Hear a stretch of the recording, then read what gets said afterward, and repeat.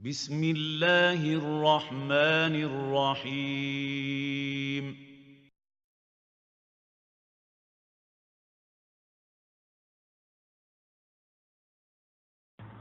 السلام علیکم ورحمۃ اللہ وبرکاتہ۔ فضیلت الشیخ محمد بن جمیل زینو رحمۃ اللہ علیہ کی مشہور و معروف کتاب توجیہات اسلامیہ کے اردو ترجمے کا 24واں درس، جس کا عنوان ہے اعمال عمرہ، سماعت فرمائیں۔ محترم سامعین، اعمال عمرہ میں پہلی چیز احرام ہے، جو میقات سے احرام باندھیں اور وہیں سے نیت کریں اور پھر بآواز بلند تلبیہ کہنا شروع کر دیں۔ لبیک اللہم لبیک، لبیک لا شریک لک لبیک، ان الحمد والنعمت لک والملک لا شریک لک، اور تلبیہ کہتے رہیں۔ دوسری چیز طواف کعبہ ہے۔ جب آپ مکہ المکرمہ میں داخل ہو جائیں تو حرم شریف تشریف لے جائیں اور کعبۃ اللہ کے 7 چکر طواف کریں۔ حجر اسود سے بسم اللہ واللہ اکبر کہہ کر شروع کریں۔ اگر استطاعت ہو تو حجر اسود کو بوسہ بھی دیں یا پھر اس کی طرف اپنے دائیں ہاتھ سے اشارہ کر لیں۔ ہر چکر میں اگر استطاعت ہو تو رکن یمانی کو دائیں ہاتھ سے مس کریں، اسے چومنے یا اشارہ کرنے کی ضرورت نہیں۔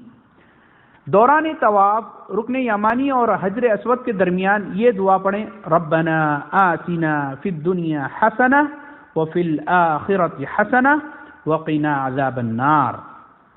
اے ہمارے رب، ہمیں دنیا میں بھی بھلائی دے اور آخرت میں بھی بھلائی دے اور آگ کے عذاب سے ہمیں بچا۔ پھر مقام ابراہیم کے پیچھے 2 رکعت نماز نفل ادا کریں۔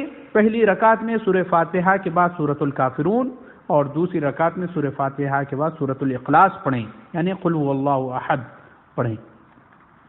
تیسری چیز جو اعمال عمرہ میں سے ہے وہ ہے سعی۔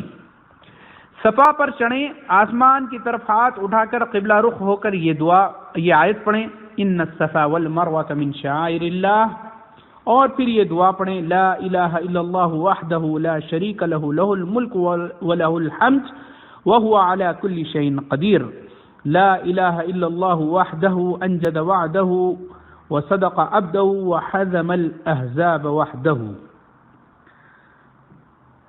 دعا کے ساتھ صفا مروہ کے جب چکر لگائیں تب بھی آپ دعا کا اہتمام کریں یا قرآن پڑھیں یا آپ اپنی زبان میں بھی دعائیں کر سکتے ہیں۔ اور ایک بات کا خیال رکھیں کہ صفا مروہ کی صحیح کرتے ہوئے جو 2 آپ کو ہرے لائن اس کے درمیان سے دوڑتے ہوئے گزریں، یعنی وہاں اشارہ ہے، ایک وہاں ہرا رنگ کی لائٹ سے اشارہ روشنی کر دی گئی ہے، اوپر آپ کو بتائی جائے گی، وہاں سے آپ وہ جہاں تک روشنی ہری روشنی ہے وہاں تک دوڑیں۔ یاد رکھیں سعی کے 7 چکر ہیں، ایک جانے کا ہو اور دوسرا آتے ہوئے مکمل ہو گیا۔ مکمل سر کے بال منڈوائیں یا تمام بال چھوٹے کروائیں، اور عورتیں اپنے سر سے معمولی آخری حصے سے بال کاٹ لیں۔ یہ تھے اعمال عمرہ۔ انشاءاللہ آئندہ درس میں آپ کو اعمال حج بیان کیے جائیں گے۔ والسلام علیکم ورحمۃ اللہ وبرکاتہ۔